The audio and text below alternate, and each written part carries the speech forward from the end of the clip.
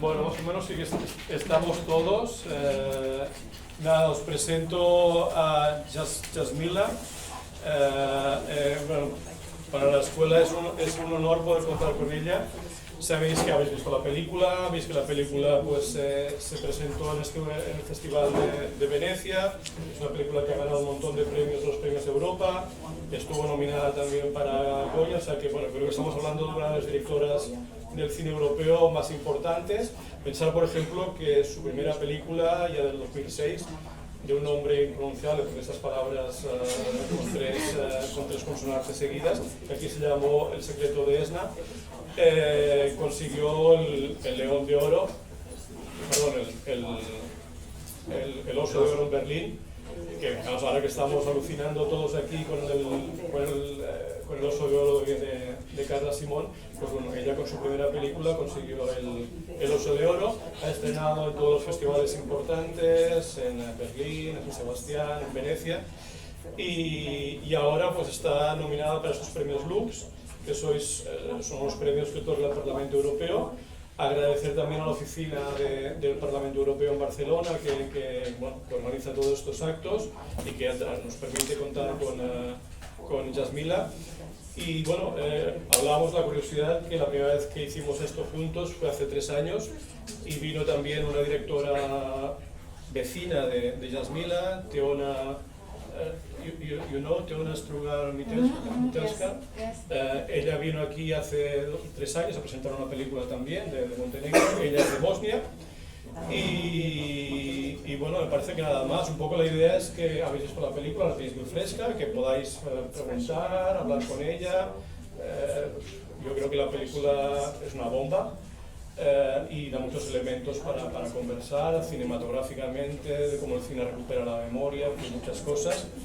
Y si me dejáis, yo sí que le haré la primera pregunta a Jasmila y luego, bueno, vamos hablando, pero lanzaros, no os queréis al final, sino lanzaros al principio. Yo sí que te pediría, por favor, a ver si nos puedes explicar un poco el contexto actual de Bosnia. La película es del 95, poco después están los acuerdos de Dayton, en el cual Bosnia se intertrocea entre la Federación Bosnia-Herzegovina y los diferentes fragmentos de la República Serbia de Bosnia. Srebrenica, por ejemplo, está en la parte de la República Serbia de Bosnia. Supongo que no pudiste rodar allá. No sé, explícanos un poco esta complejidad actual de Bosnia, cómo está la relación entre las comunidades, cómo se ha recibido esta película en Bosnia. Tú eres de Sarajevo. Sarajevo también es una ciudad que está como partida en 2 administraciones. Bueno, no sé, es un caos que es muy difícil de entender, ese caos de los Balcanes, que no solamente el de Yugoslavia, sino en general de todos los Balcanes. A ver si nos puedes poner un poco en situación de qué ha pasado después del 95 con esa película.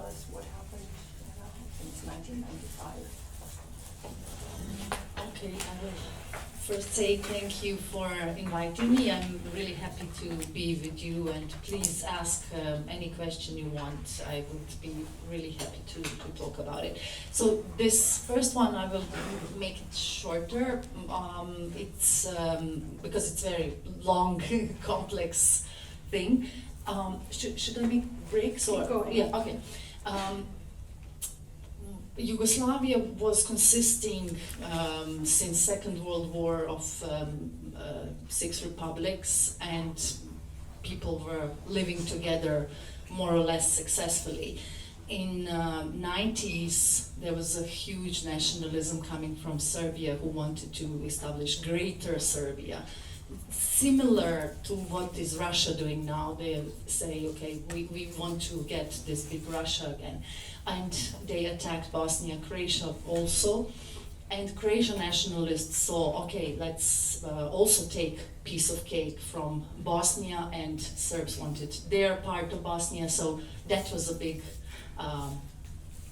that's why war started.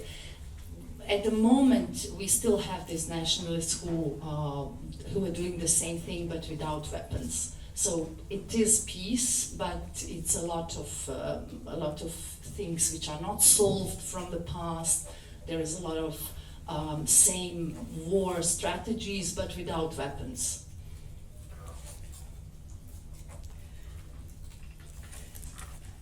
Bien.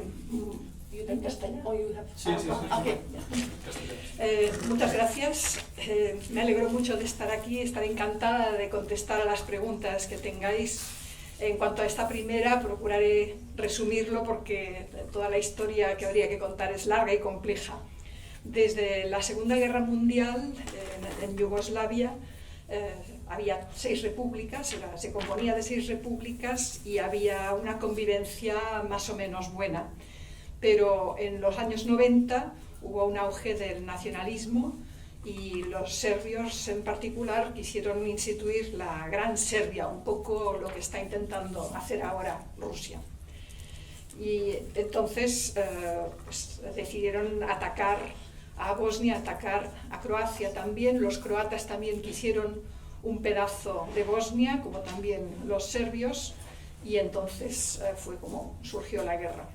Actualmente tenemos el mismo nacionalismo y se está llevando a cabo, la situación es la misma pero sin armas. Tenemos unas políticas muy parecidas, es decir, se supone que hay paz, pero hay muchos problemas que no están resueltos y en el fondo la guerra sigue, pero actualmente sin armas. ¿Tú pudiste rodar alguna cosa en Srebrenica o no? Were you able to shoot in Srebrenica? Srebrenica at the moment belongs to Republika Srpska administratively, which is run, it is part of Bosnia, but it's run by Serbian nationalists. And mayor of Srebrenica is denying that anything happened. He said 8,000 people were not killed, or it was never genocide. So we were not able to shoot there. We had to shoot in the south of Bosnia. Bien, actualmente Srebrenica está bajo el control de la República Srpska, que está en Bosnia y Herzegovina, pero está controlada por los nacionalistas serbios. Y el alcalde de Srebrenica dice que no hubo genocidio, niega lo que pasó, dice que no hubo esos 8.000 muertos y que desde luego no hubo genocidio y por eso no se pudo filmar ahí, hubo que rodar en el sur de Bosnia. Supongo que no se habrá visto la película en la parte de la República Serbia de Bosnia, ¿no? I imagine that in the Srpska Republic this film has not been shown. Yeah, they didn't want to show it. Cinema owners told us they are afraid that politicians would force people to smash cinema or to send them inspections or some kind of other ways to scare them, so they didn't show it. Also in Serbia we didn't show the film. The one thing was that during pandemic people started watching a lot of films on platforms, streaming platforms, so that's how people managed to see it without fear of being seen in cinema or something like that. Sí, efectivamente, y en Serbia tampoco no se ha proyectado ahí. Los dueños de los cines nos decían que tenían miedo a que los políticos instigaran motines, lo que sea, inspecciones o cualquier tipo de táctica para atemorizarles, y por eso no se ha llegado a proyectar en salas y en Serbia tampoco. Pero durante la pandemia, con el auge del streaming en las plataformas de streaming, pues la gente menos pudo ver la película sin temor a ser visto en el cine viendo la película. Vale, yo quería introducir un poco históricamente el momento actual, pero si ahora, a partir de ahora, si queréis preguntar preguntas, levantar la mano, preguntar, la idea es que, y ella está muy interesada sobre todo también en eso, en dialogar con estudiantes, a ver cómo habéis visto la película, o sea que lanzaros y cualquier cosa, si no yo voy siguiendo, pero me parece que Vos sois los protagonistas, vosotros, pues va. Paul, arranca. Hi, well, first of all, I want to thank you for doing this film. I thought it was amazing. I was very moved by the themes of the movie, and I also think it's very thought-provoking about how the past was and how we should start changing how we do things in order to avoid these things from happening again. As well, with all the Russia thing going on right now. And I just wanted to ask you, how was the process of research? Because it's a period piece. So how was the research? Did you have a team of historians, or how? ¿Traduzco al castellano o te autotraduces? Pues muchas gracias, realmente me ha impresionado, me ha conmovido mucho y me ha dado mucho que pensar. Me da mucho que pensar respecto al pasado, a cómo cambiar las cosas para evitar que pase esto, y también en relación con la situación en Rusia actual. Y quería preguntar sobre el proceso de investigación. Es una obra en una de época, y quería saber cómo había funcionado el tema del equipo de investigación. So in 95, when this happened, I was 21, I guess, like you now. I knew what happened. I was not in Srebrenica, I was in Sarajevo. I was living under the siege of Sarajevo.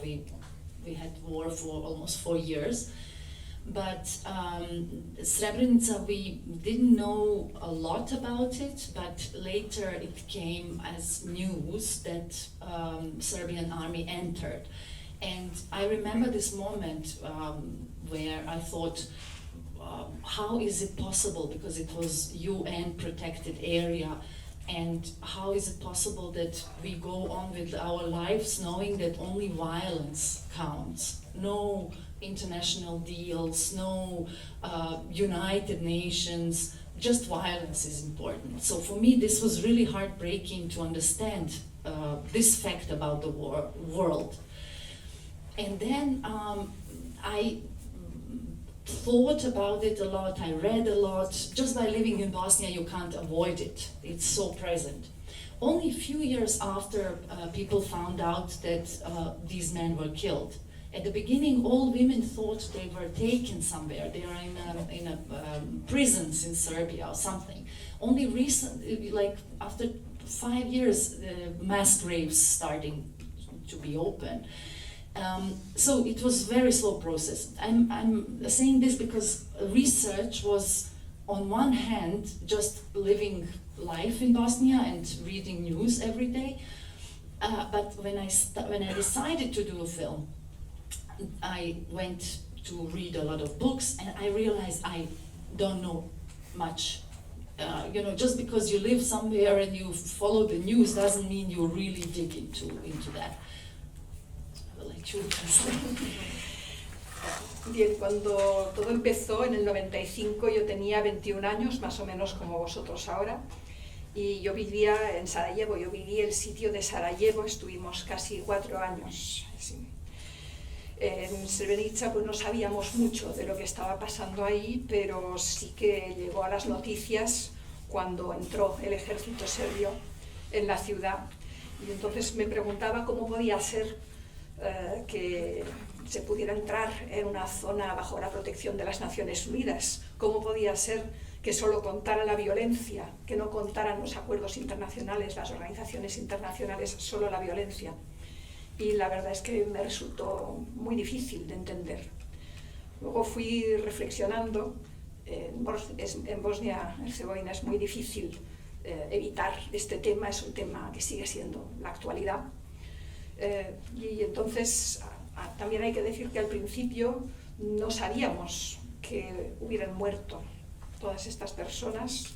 Al principio las mujeres pensaban más bien que se los habían llevado a alguna cárcel, a algún presidio en Serbia. Y pues fue una cuestión de 5 años que se empezaran a abrir las fosas. Entonces, en cuanto a la investigación, pues primero fue pues, simplemente vivir y leer las noticias, y luego cuando me puse en marcha con el proyecto, pues, empecé a leer libros y a percatarme de que ahí faltaba mucho. So what I did is I found survivors and I talked to them a lot. Survivors are very present in Bosnia as an organization. They have their own organizations. People really respect them. They are very present in, news and everywhere.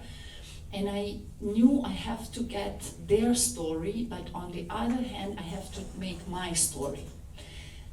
This was very difficult because, for example, one of the survivors said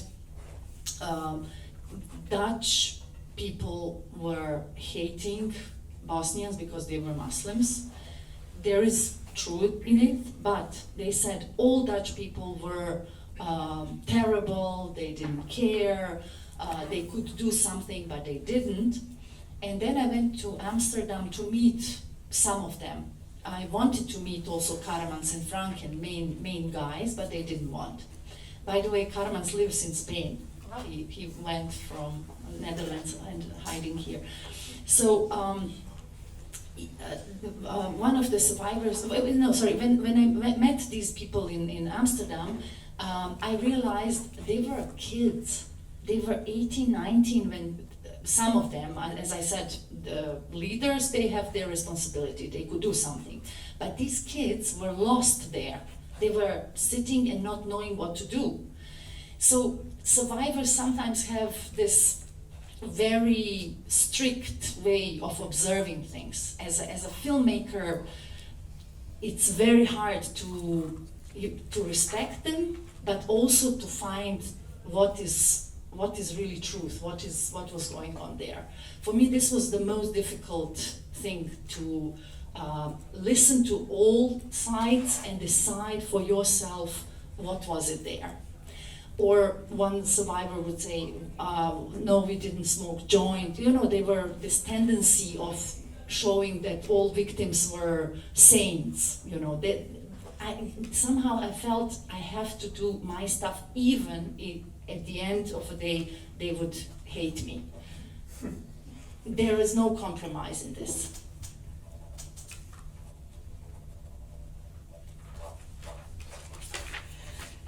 Bien, pues entonces lo que hice fue ponerme a hablar con supervivientes y hablar mucho con ellos.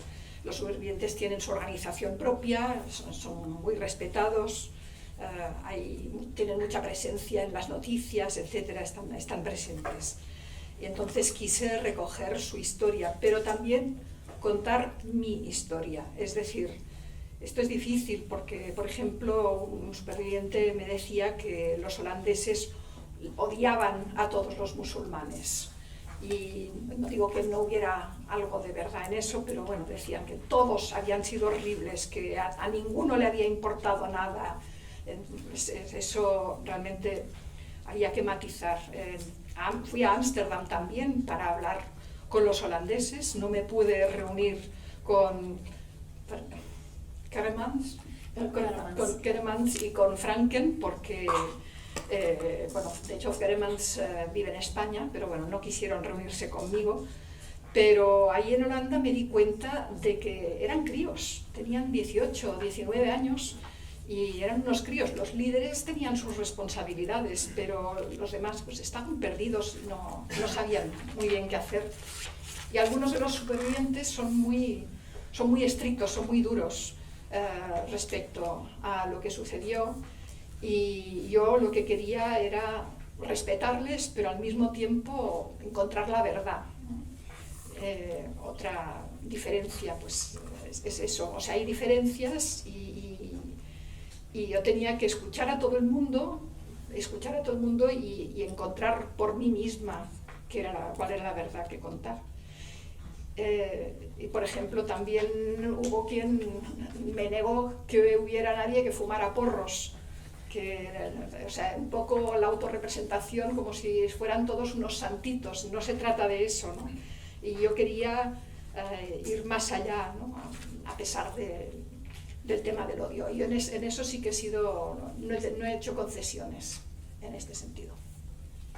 And I was consulting a lot of people who were also not directly involved, like people from UN who wrote a final report on Srebrenica. There was one guy called David Harland. He wrote a really huge report. He talked to Mladic, he talked to Karamans, he talked to Franken, and I gave him a script to read, asking him what he thinks. And there were 2 or 3 things where he said, I don't think this was like that. He was not present, but he said, for example, for the first meeting that they had with people from Srebrenica, Karamans was hoping to have airplanes helping them. My first version of the script was that I thought, because I was told by survivors, especially a guy who was translating, that Karamans was cheating. He didn't know, he was constantly lying to Bosnians that planes will come. But this guy said, okay, I was not there, but I think the way he talked, the way constellations were, he believed the planes will come. That was saving his ass as well. So I was thinking so these are the facts that were not sure 100%. And then I was asking myself, what is the best for the film? For the film was, of course, much better that we have this arc of Karamans sinking than having him all the time as a coward and cheater. So that's why I put in the first scene that he believed it, and then his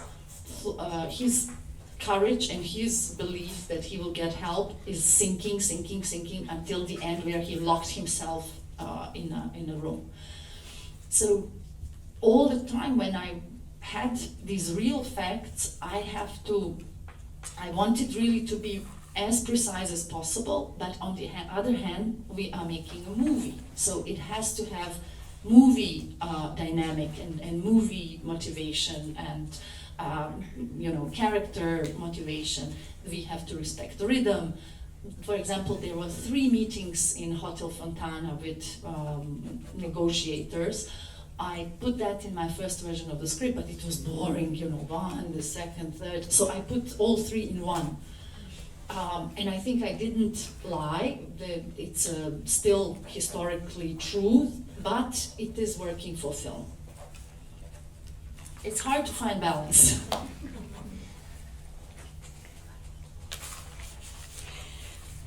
Pues, aparte también consulté a personas que no habían estado participando directamente en los hechos, pero por ejemplo, David Harland, es verdad, sí. David Harland fue el que redactó el informe de las Naciones Unidas sobre el tema y se entrevistó, entre otros, con Mladic, con Karman, con Franken, y entonces yo le pasé el guión y él me puso un par de pegas, algunas cosas. Por ejemplo, en cuanto a esa primera reunión con los representantes de Srebrenica, ahí él me dijo que consideraba que Karman ahí sí que esperaba el soporte aéreo, esperaba que llegaran los aviones. Entonces, lo digo porque un superviviente, concretamente un intérprete, me había comentado, ¿no?, que Karman había mentido desde el principio y pues yo pensé que no, que realmente creía, parece ser, o sea, lo que me dijo David Hartman fue que el hombre sí que creía inicialmente que llegaría el soporte aéreo, porque además a él también le salvaba la situación. Entonces, no podemos tener una certeza al 100%, pero esa es la conclusión. También había que pensar que de cara a la película era mejor tener ese arco en que Karman primero se hunde y entonces luego se convierte en un cobarde y en un tramposo, ¿no? Porque, por ejemplo, tenemos al principio eso, al principio tiene fe, al principio tiene confianza y luego va viendo que no, y entonces al final es cuando acaba, pues eso, encerrado sin querer salir de su despacho.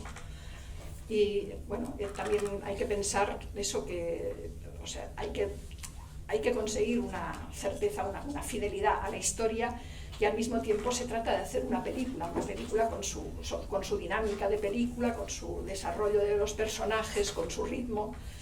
Y, por ejemplo, hay cosas que se resumieron en las reuniones en el Hotel Fontana. En realidad fueron 3 con los representantes, pero al final eso era muy aburrido. Al principio lo tenía con las 3 reuniones, pero era muy aburrido, entonces lo que hicimos fue combinar las 3 en una.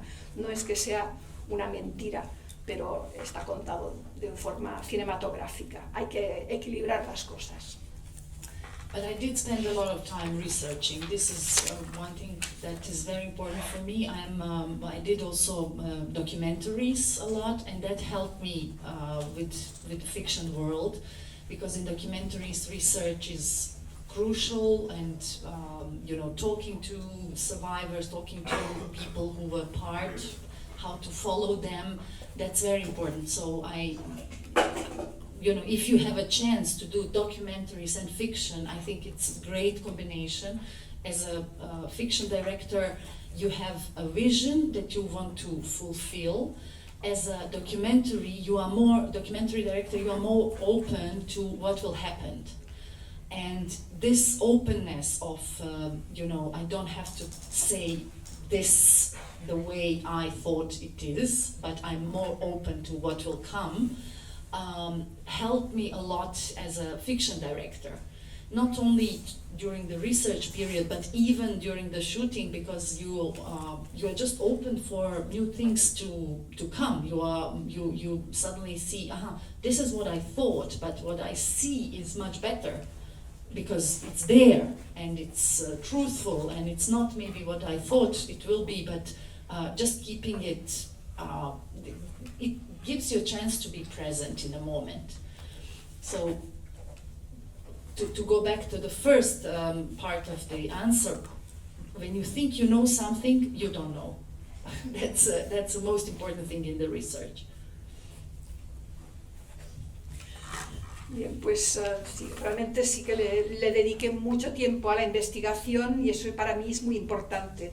También he hecho documentales, he rodado documentales, y eso creo que me ha ayudado mucho de cara a esta obra que es de ficción, porque en los documentales la investigación es fundamental. Hablas con supervivientes, les haces un seguimiento, todo eso es fundamental. Y yo creo que si se puede hacer esa combinación de documental y de ficción, realmente es estupendo, porque en el caso de la ficción tienes pues tu propia visión, y en el caso de los documentales tienes que tener una actitud más abierta a lo que puede salir. No estás ahí imponiéndote, estás a ver qué es lo que sale.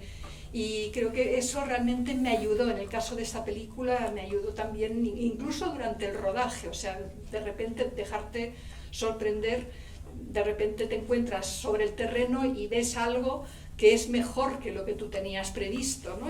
Pero está ahí y es algo real, aunque sea distinto de lo que tú tenías pensado hacer. Y eso pues ayuda a estar presente en el momento. Y volviendo al principio de la pregunta, pues cuando crees que sabes, es que no sabes. I wanted to know how was the process of finding the cast, especially Aida. I think that all the characters are super well directed, so I just wanted to know how was the process of working with them. So Jasna Đuričić, actress who plays Aida, I knew from other projects we did. My producer is there behind, Damir Ibrahimović. We worked with her on other films. We watched her a lot in theater performances, and then we thought immediately, okay, this is Jasna, Aida is Jasna, we don't see anybody else. She is Serbian actress, so we didn't know how she would react, because in Serbia Srebrenica is big taboo. If you mention Srebrenica, you have to say it never happened, genocide. So and my first film, I also had Grbavica film that was in Berlinale. I also had actress from Serbia, Mirina Karanović. And after we got Golden Bear, Serbian media were so nasty with her. They were talking that she's a traitor, that she's horrible, that she should never play any role in Serbia. She had really, really hard time. And Jasna knew what happened to Mirjana Karanović, so for me it would be normal if she says I can't go through it, but she said yes, so it's amazing. And her partner, her husband is Boris Isaković, who is playing Ratko Mladić. He is also from Serbia, and it was also very difficult for him to say yes, but he did. So the other stuff, the other characters, we had to, we did casting, and we also put them together so that it's a believable family. Once we decided, we did a lot of rehearsals with them. I was inviting the main cast for readings of the script. I would film these readings, and then I would go back and rewrite, because it's totally different when you hear actors talking than what you had in mind as your dialogue. So these things usually they are considered luxury, because you cannot pay these actors, it's only if they want to do it, but luckily they want to do it, so this was great. We were together much before the filming, and when we did filming, we went through a lot of rehearsals, like we were rehearsing in their apartment, in the location of their apartment, all their life, everything which is not in the film. How they met, how Aida and Nihat went for a first date, how they married, how they had first child, second child, how kids were in school. We did everything which is not in the film for them to feel as a family and to bring this memory in their body, in their mind and hearts to the set. Okay, sorry. Y entonces la pregunta era que cómo se había hecho el casting, sobre todo en el caso del personaje de Aida, que realmente todos los personajes estaban muy bien dirigidos.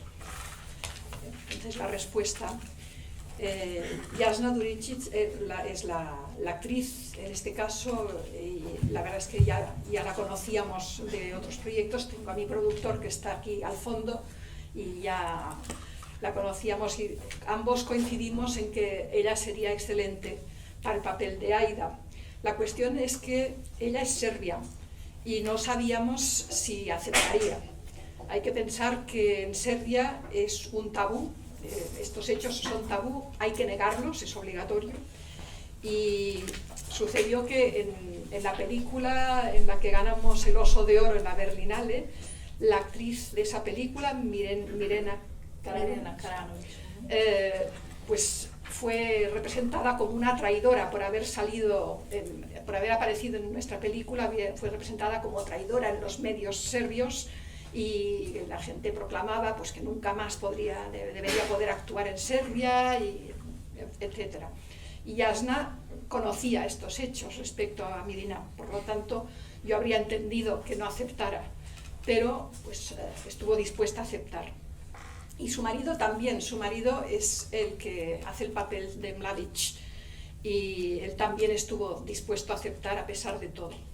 En cuanto al resto de los actores, pues se hizo un casting para encontrar una familia que fuera creíble, y aparte del casting pues se hicieron muchísimos ensayos, y además con los personajes principales hicimos muchas lecturas de escenas, y se filmaban las lecturas de escenas, y yo después de escucharlas pues reescribía el guión en función de lo que había oído, porque una vez que los oyes pues ya adaptas un poco.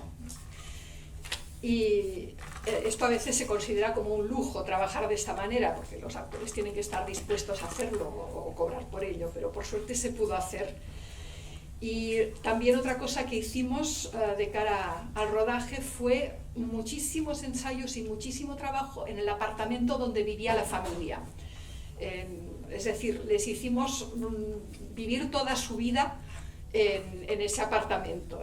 Cómo se conocieron ellos dos, su primera cita, la boda, el primer hijo, el segundo hijo, la escuela.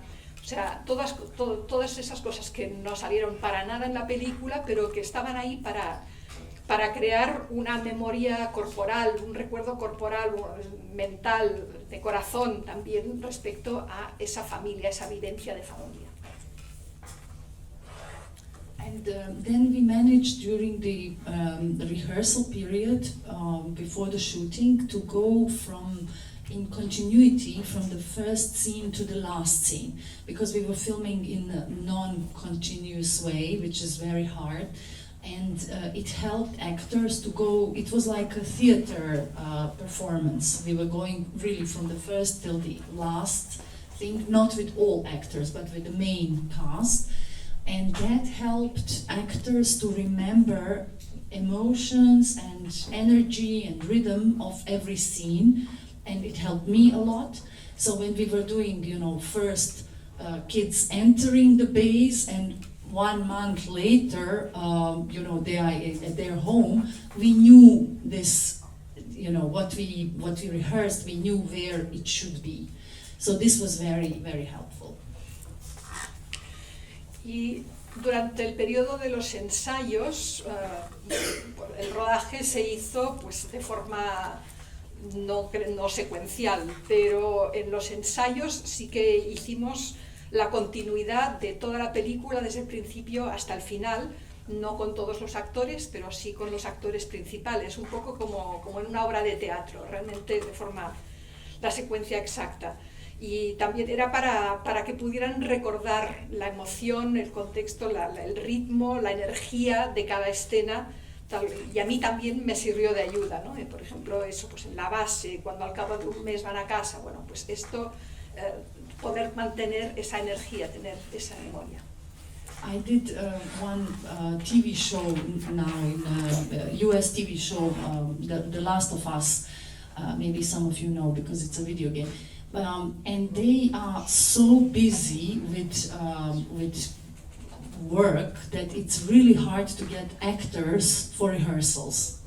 And for me, that was so painful not to have actors for rehearsals, because I was thinking, it is, they are such amazing actors, they can do, of course, immediately everything, but they will do what they already know.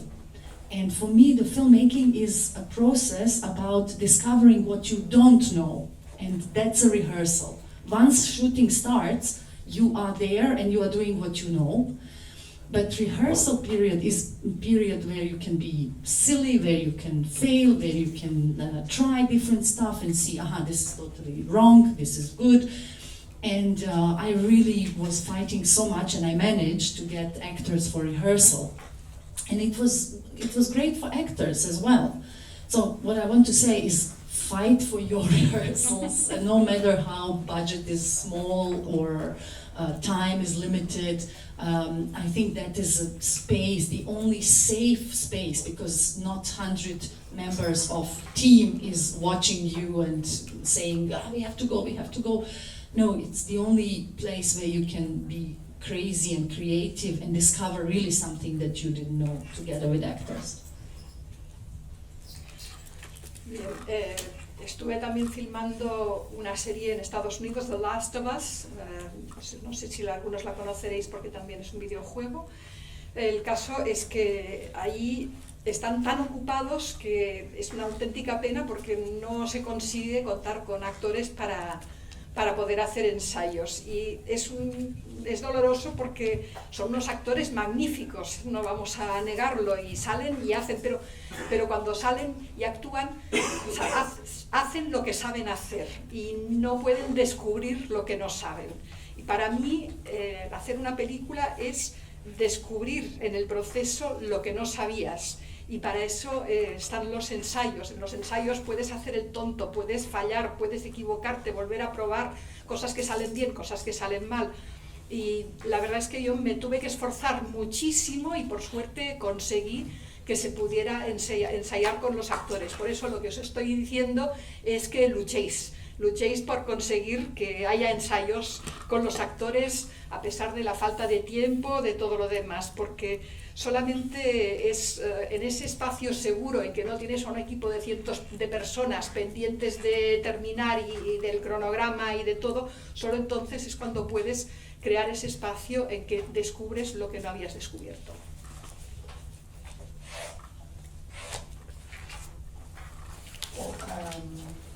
In this film there's like lots of actors and actresses that are from, I guess, from countries all over the world. And I was curious about how is it to work with people that talk a variety of languages and maybe they do not understand each other when filming and in rehearsals and that kind of stuff.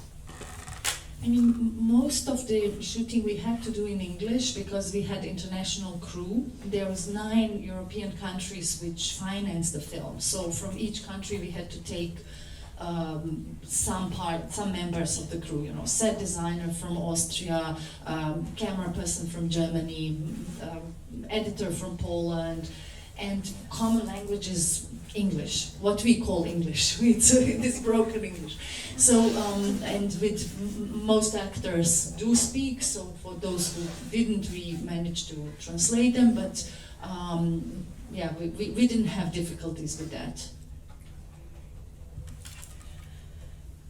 Entonces, la pregunta es que se hizo el rodaje con muchos actores y se supone que actores de todo el mundo y si hubo problemas con las barreras lingüísticas. Y la respuesta es que, bueno, la mayoría del rodaje se hizo en inglés porque teníamos a un equipo internacional, equipo técnico. Hubo 9 países europeos que financiaron la película y por lo tanto pues había que coger gente de distintos países, ¿no? Escenas, pues el austríaco, el cámara alemán, el editor polaco. Entonces, en principio la lengua común ahí fue el mal inglés, el inglés mal hablado. La mayoría de los actores sabían inglés, pero para los que no, pues ya nos aclaramos y se tradujo y no fue un problema.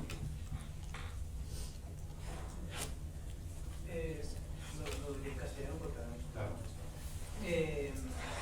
A la hora de financiar, de filmar, de hacer la propia película, ¿con qué problemas tuviste? ¿Tuviste que luchar mucho por la financiación? O sea, acabas de decir que muchos países estuvieron en eso. ¿Tuviste que ir a buscarlos tú? O sea, ¿cómo fue todo el proceso? ¿Qué problemas tuviste y cómo los solucionaste?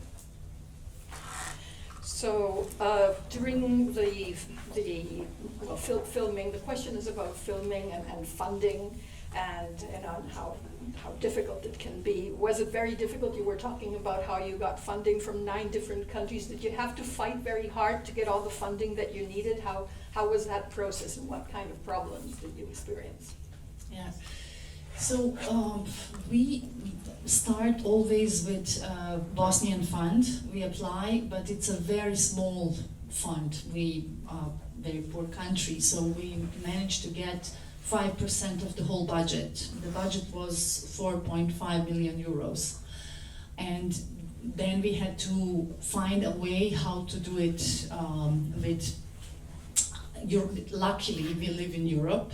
If we live in US, we will depend only on private money, and that would be very hard to finance film about genocide, because of course everybody thinks it's non-commercial. Who would come to buy popcorn and watch film about genocide?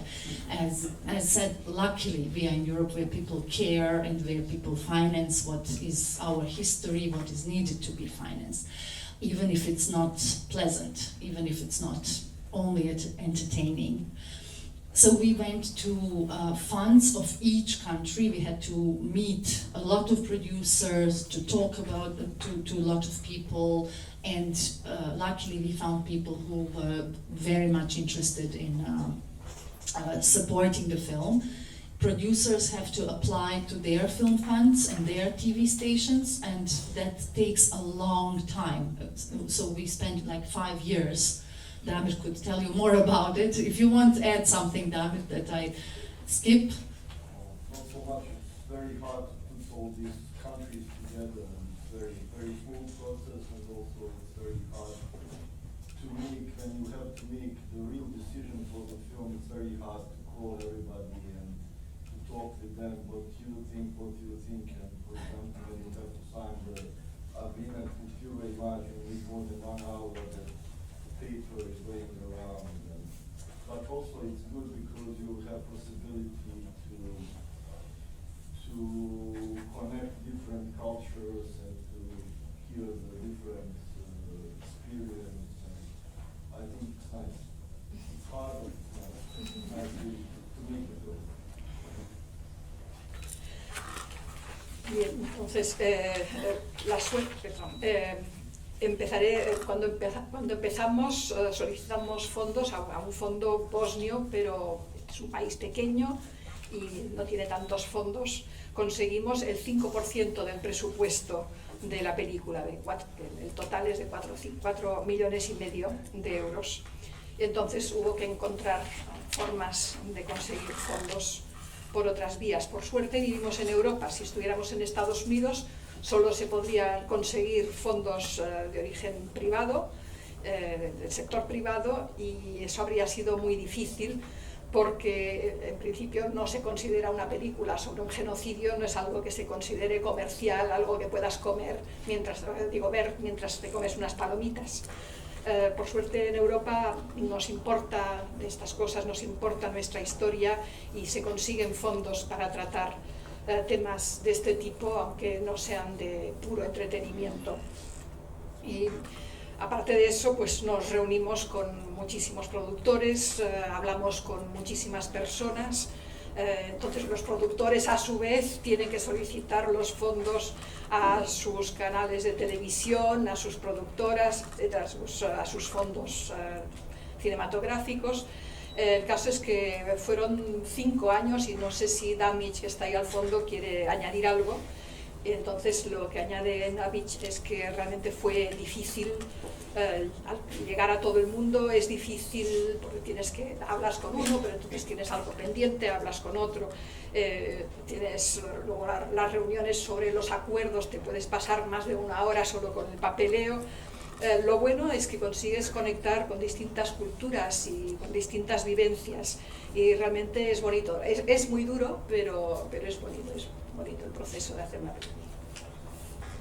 Maybe I would just tell you or share with you my process of learning about financing and, wanting to make film you want. There is one side of our industry, film industry, which is very commercial. They have their rules of doing stuff. Sometimes we would talk to producers, like we were at the festival in Cannes, and we would pitch the project, and in one moment we saw a producer who fell asleep. She was really sleepy and we didn't know, shall we go out or shall we stay until she's up? Obviously she was not interested in film at all. So, pitch was terrible maybe, I don't know what was it, but it's just that not every film is for everybody. And it took me a time to learn that. For example, what helped me to learn it was also to be in juries. You watch film and you are amazed by it, and your colleague, that is great filmmaker that you respect very much, gets up and say, "Oh, what a bullshit."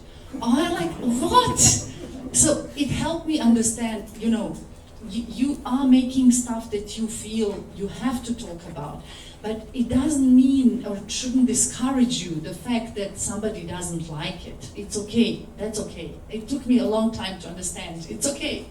But one thing is also about this commercial world is what was confusing for me when I started filmmaking is that's a completely other industry. For example, I was sitting with Gus Van Sant. There was one dinner and he said he had to do a pitch for 50 Shades of Grey. And I was like, well, he said, yeah, I'm interested to go into this commercial world. And I said, what pitch you had to do? He had to make a short film so that producers will see who is the, what kind of film he wants to make. And for me, this was unbelievable that Gus Van Sant is making the pitch. And then I met producers of the film and I said, hey, what happened? Who got the job? And they said, this director, woman who, I forgot her name now. Anyway, so they said, it's this director. And I said, but she cannot be compared to Gus Van Sant. What is the reason behind it? And they said, bankability. This director had a boyfriend who was 20 years younger than her. That is great for media, it's sexy, it is selling the film, and that's the reason to engage somebody. So that was for me, okay, this is how this other world works. And I think when you're young, you think, why I didn't get this film, or why I didn't get this financing. But it's important to understand there are certain things how the world function, but you can still go on with your film. I mean, when we started financing, so many people told us, who wants to watch film about genocide? Why are you making again something about the war? War was already 30 years ago. But if you feel something that is honest, that is you have to talk about, that is something that it will come. Maybe after 5 years, maybe you have to put a lot of energy in, but it's unstoppable.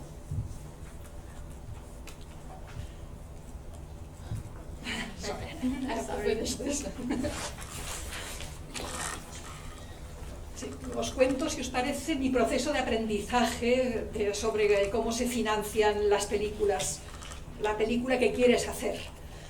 Porque hay una parte de nuestra industria cinematográfica que es sumamente comercial y que tiene reglas propias.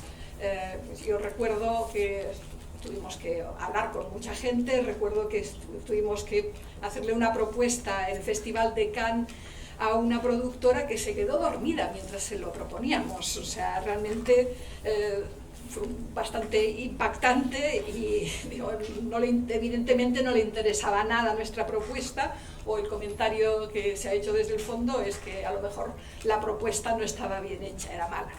Entonces el tiempo, es importante eso, con el tiempo aprender que no todas las películas son para todo el mundo. Eso también lo descubrí al ser miembro de jurados cinematográficos. Es increíble, tú ves una película, quedas completamente impresionada al ver la película y tu colega que está al lado, una persona a quien respetas muchísimo, se levanta y dice que es una mierda. Es así. Y lo importante es no dejarse desanimar con todo eso y entender que no a todo el mundo le va a gustar lo que quieres hacer, pero aún así pues, tienes que seguir, tienes que hacerlo. Y eso pues, me sorprendió muchísimo, ese aspecto de la forma en que funciona el cine comercial. Incluso me impactó muchísimo un caso en que, hablé con Gus Van Sant, que me comentó que tenía que hacer una propuesta para rodar 50 sombras de Grey. Y que tenía que hacer, digo, ¿y qué tiene que hacer Gus Van Sant para proponerse? Pues tuvo que hacer un corto para plantear la idea.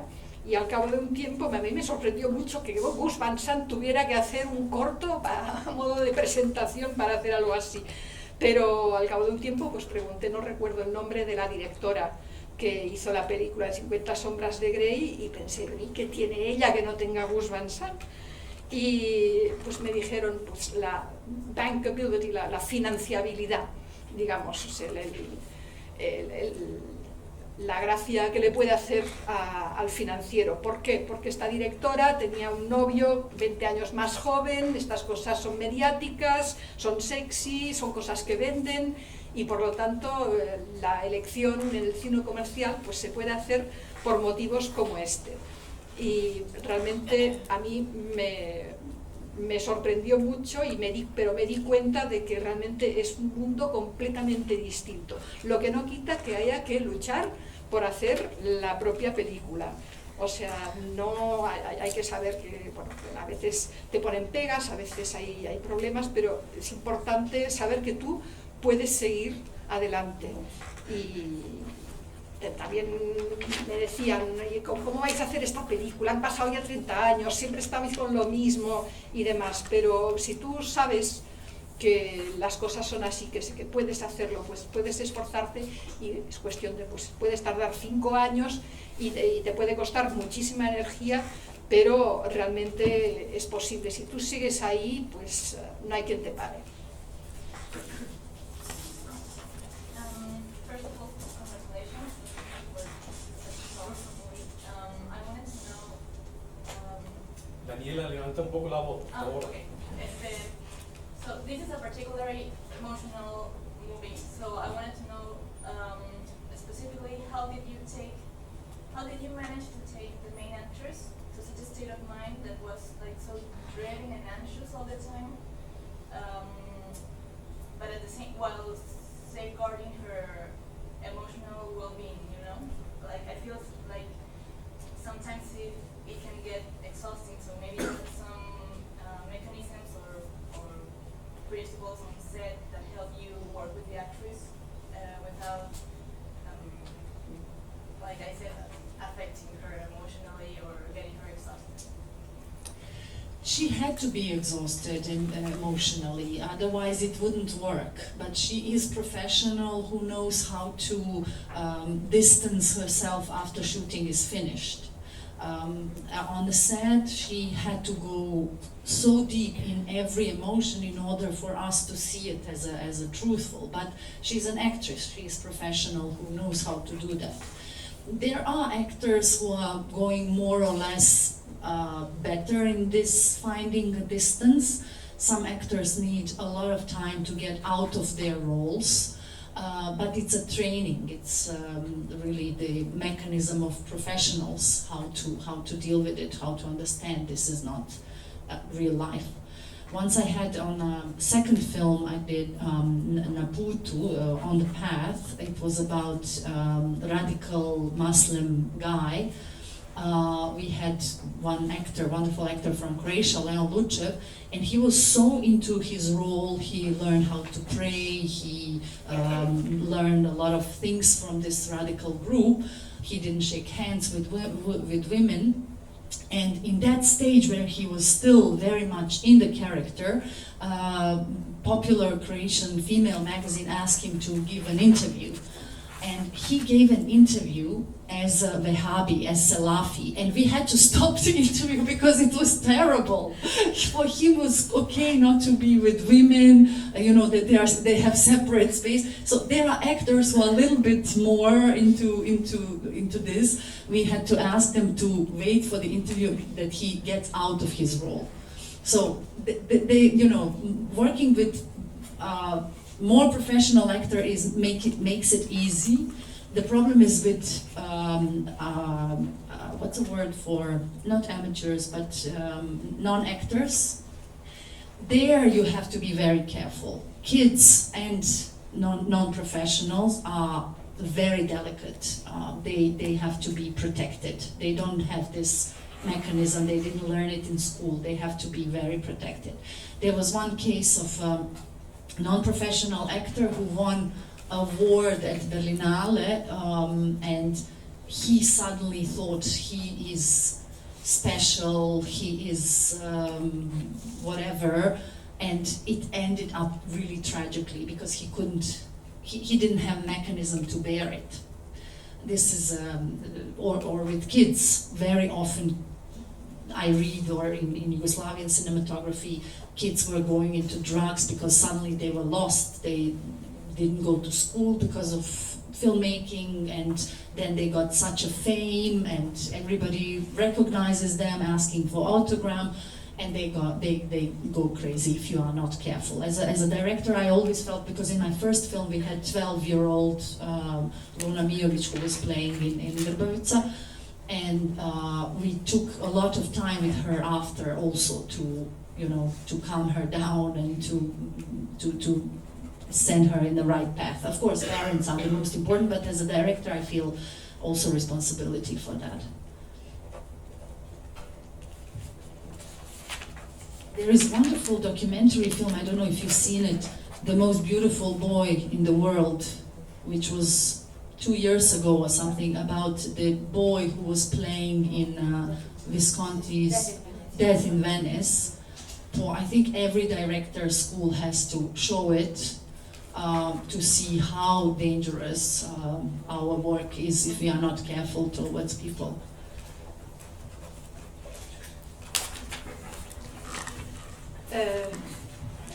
Just making sure I'm on the right page. Yeah. La pregunta era, bueno, primero quería felicitar a la directora y también la pregunta es sobre cómo se gestionan las emociones, porque realmente está esa ansiedad y esa sensación terrible que tienen los actores durante el papel, y la pregunta es qué se hace para proteger desde el punto de vista del bienestar emocional, porque durante el rodaje las emociones son muy duras.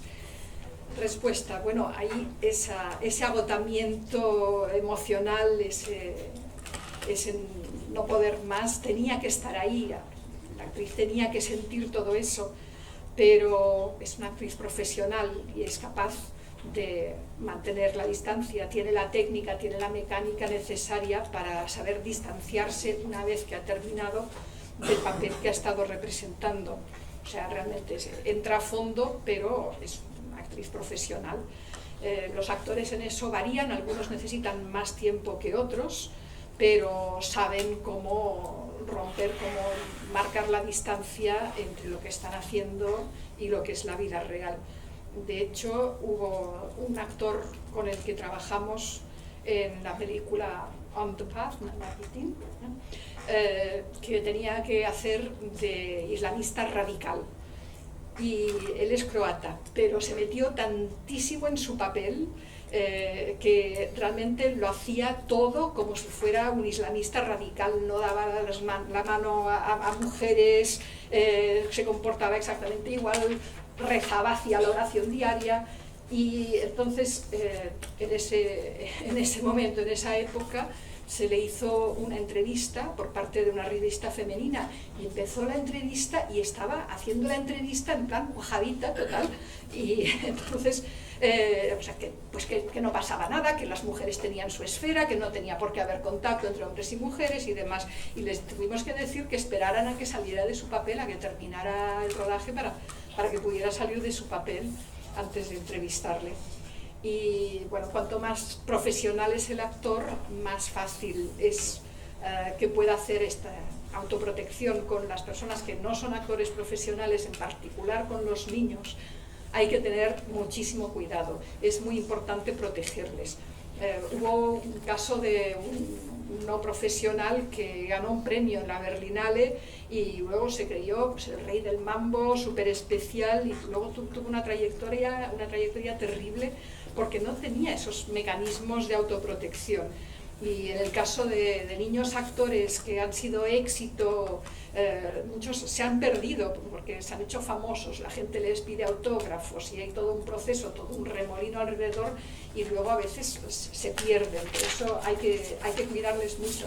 En mi primera película teníamos a una actriz de 12 años y yo dediqué mucho tiempo a darle tiempo para que se calmara, para que saliera de su papel, y eso es muy importante. Los padres son importantes, claro, son los más importantes, pero yo como directora pienso que también tengo una responsabilidad ahí.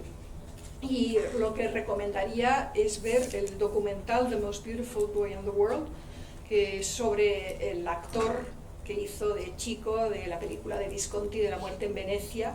Esa película tendría que proyectarse en todas las escuelas de directores porque realmente ilustra el peligro que supone trabajar con actores jóvenes si no se les cuida. Te quería preguntar a nivel cinematográfico, ¿cuál sería la lección más valiosa anécdota. La lección más valiosa que has La tomado. lección. What's the most valuable lesson? I need more paper. What's the most valuable lesson you learned A nivel cinematográfico. as a movie maker in this movie? Oh, I learned so much. I really changed a lot from the moment I started till now. I don't know where to start. What is your oh, sorry, my English is blocked. What are you studying? Which part He of he the... aprendido muchísimas cosas, no sabía dónde empezar. He cambiado mucho yo desde que empecé.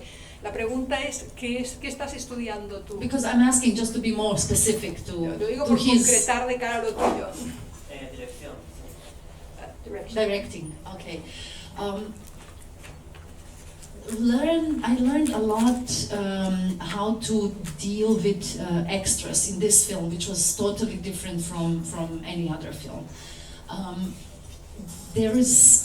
We were very afraid how this will work, because we didn't know, is it possible to control the crowd, in which way, how they will, how actors will react.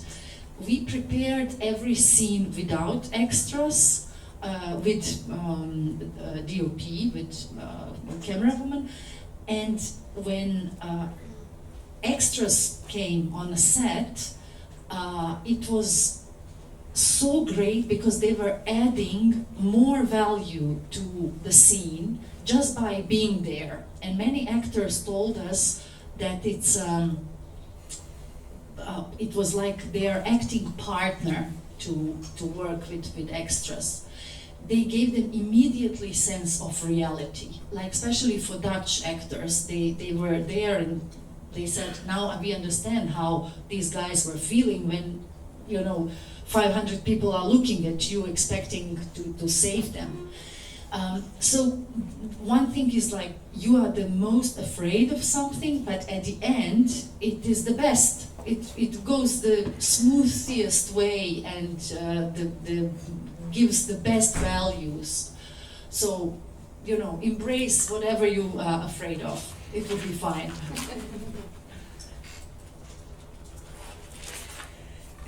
Bien, pues una cosa que aprendí fue a trabajar con extras. Trabajé con extras en esta película de una forma en que no había trabajado en ninguna de las demás. Y me daba mucho miedo porque no sabíamos cómo conseguiríamos manejar esas muchedumbres, si reaccionarían, cómo reaccionarían. Y durante los ensayos no lo hacíamos con ellos. Había un DOP, que la intérprete no sabe lo que significa. Y teníamos a los extras.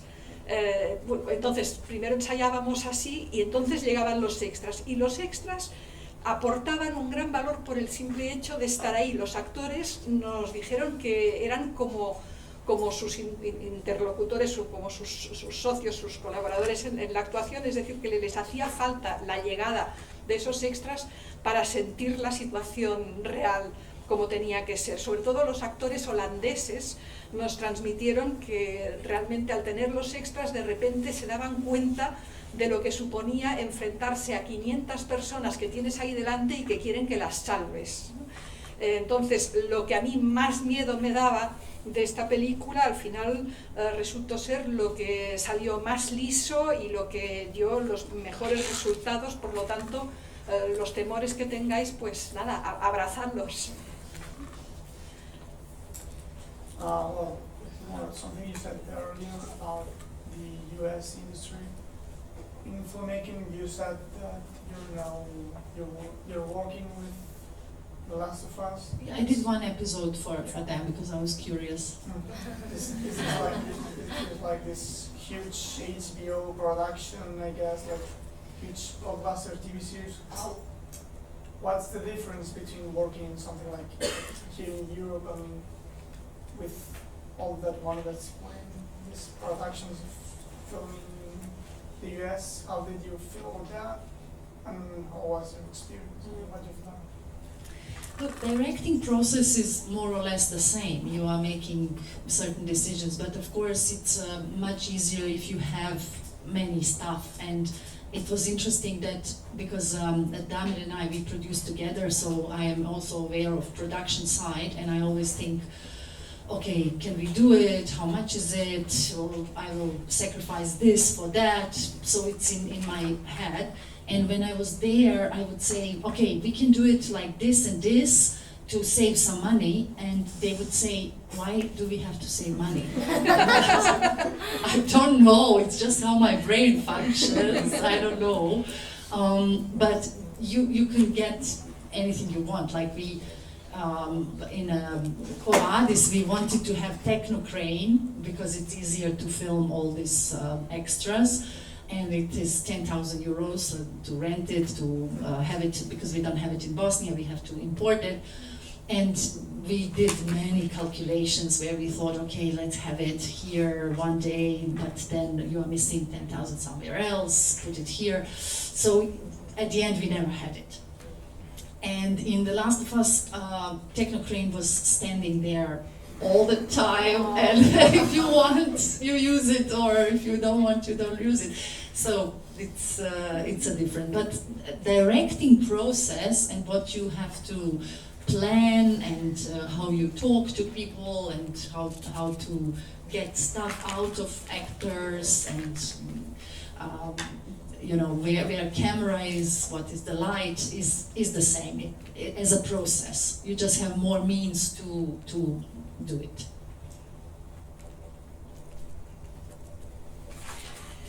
La pregunta era sobre el tema de haber rodado un episodio. Ella comenta que es un episodio solamente que aceptó rodar por curiosidad de Last of Us.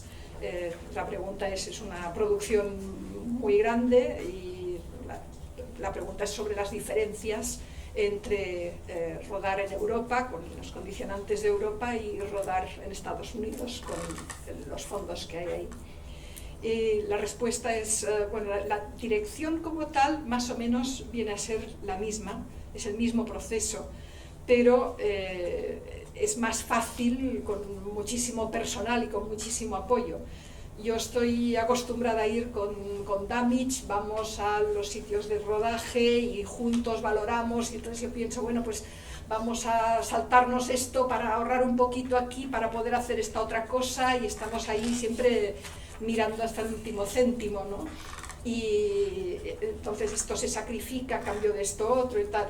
Y entonces estaba en este otro rodaje y hacía una propuesta, porque ya me sale como acto reflejo, ¿no? Vamos a hacer esto para ahorrar dinero. Y me decían, ¿por qué? ¿Para qué?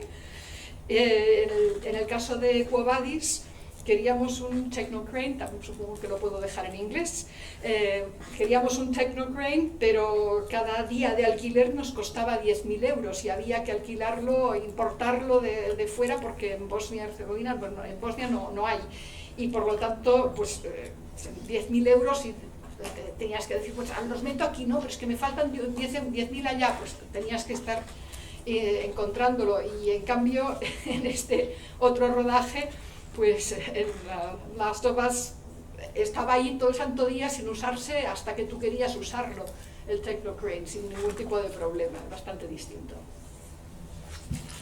Y el proceso de dirección, de hablar con los actores y demás, es el mismo.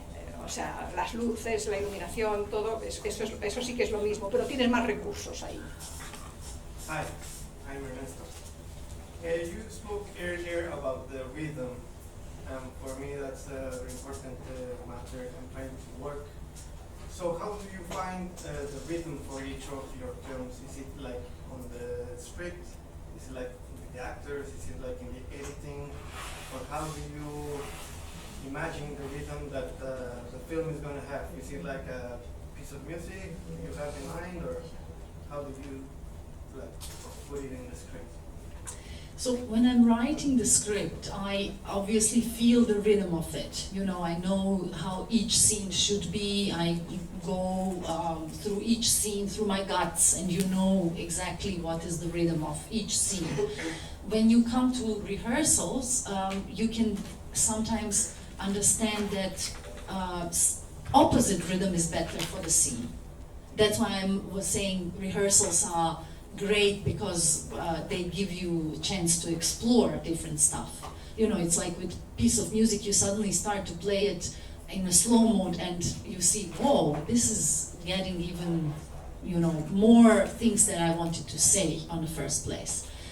With the editing was very important for me to have editor, assistant editor actually, and then from time to time editor on the set. So this assistant was with us in the very close to the base where we were shooting, and she would assemble what we did previous day. So during lunch, I would be able to see it and to feel, is it the right rhythm? Because it's a very, it's an action movie in a way, because she's always running and she's always doing something, and so the rhythm is very important. And when we assembled most of the stuff, or half, we were on half of the film, editor Jaroslav Kamiński, who is amazing editor of Ida and Cold War, amazing Polish editor, he came to see it and he said, in order to have this tension of her running and being exhausted, you need few scenes where she will do nothing to make contrast. I didn't have these scenes in the script, so I said, of course, he's right. He's completely right, because she was just running, and that doesn't allow us audience to breathe and to contemplate a little bit.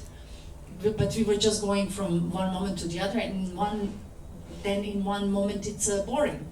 So he said, do it, and we already killed interior location. It was, we were already out, but we negotiated with the owner that we have one more day of shooting there, or half a day of shooting, just to have her sitting, also kids, I mean her sons, and that helped a lot.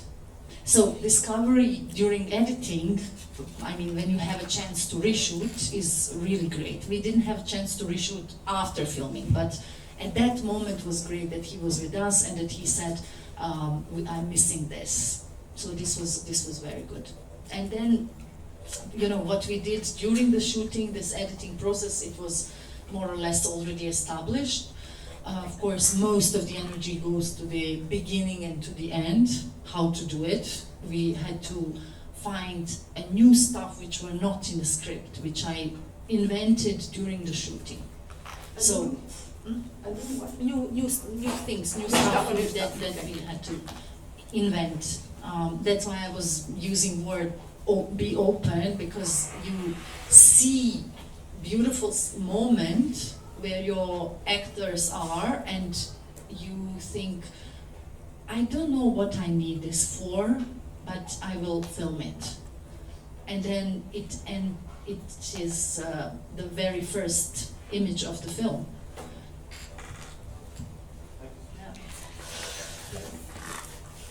Entonces, la pregunta es sobre el ritmo. El ritmo, dice la persona, Ernesto, que pregunta, dice que el ritmo es muy, muy importante. Y entonces, ¿cómo se encuentra el ritmo? El ritmo en el guión, en los actores, en la edición, en una pieza musical. Respuesta, pues al escribir el guión, yo siento el ritmo, cada escena, el ritmo de esa escena yo lo siento en las entrañas cuando estoy escribiendo. Pero luego, cuando llega el momento de los ensayos, es cuando, como decía antes, de repente te puedes dar cuenta de que necesitas exactamente el ritmo contrario del que tenías previsto. Es como una pieza musical, si de repente empiezas a tocarla más lenta, a lo mejor empiezas a descubrir que dice mucho más, habla mucho más que como estaba prevista inicialmente. En el proceso de edición me ayudó muchísimo el hecho de tener presente en el rodaje al ayudante de edición. Durante algún momento era el editor, pero al ayudante realmente me ayudó muchísimo que estuviera ahí y que pudiera hacer el montaje de la escena, de lo filmado de ese día, para que yo lo pudiera ver y hacerme una idea de cómo iba el ritmo de lo que estábamos filmando. También hay que tener en cuenta que es una película de acción y ella está continuamente corriendo de aquí para allá, entonces es un ritmo bastante trepidante, y a medio rodaje vino el editor, Jarosław Kaminski, polaco, excelente, que nos comentó que esa tensión que se quiere conseguir teniéndola corriendo de aquí para allá, para conseguirla necesitaba algunas escenas de quietud, algunas escenas en que no estuviera haciendo nada. Y yo no tenía escenas de este tipo previstas. Habíamos finalizado, ya necesitaba esas escenas para que el público respirara, para que pudiera ver realmente ese contraste, esa diferencia, y para que no fuera aburrida también. Y entonces habíamos acabado de rodar en interiores, pero conseguimos medio día más de rodaje en interiores para que ella pudiera estar sentada ahí y pudiera estar tranquila. Y bueno, y al final esa fue la última escena, la primera escena de la película, fue muy importante. Entonces, muy importante eso, lo que decía de lo que descubres durante el proceso de edición. Por desgracia, lo que no pudimos hacer fue volver a rodar cosas una vez finalizado todo, pero por lo menos tuvimos esa aportación suya durante el rodaje, de indicación de que faltaba esto. Y sobre todo la energía del principio y del final, pues faltaba esa energía y tuve que inventar cosas nuevas. Por eso ahora hablaba de lo importante que es estar abierto, ¿no? Estás abierto a lo que salga, de repente ves un momento muy interesante en tus actores y lo filmas sin saber para qué lo vas a usar, pero lo filmas por si acaso, y bueno, y uno de esos momentos es el principio, es la primera escena de la película, la primera imagen. Do you want to say something more? No, I'm enjoying, so I did enjoy, thank you very much. If you have something else, I'm here. If not, you have figured it out. Lo he pasado muy bien, muchas gracias. Si tenéis algo más, aquí estoy, y si no, pues es la hora del cigarrillo. Pues gracias a todos también.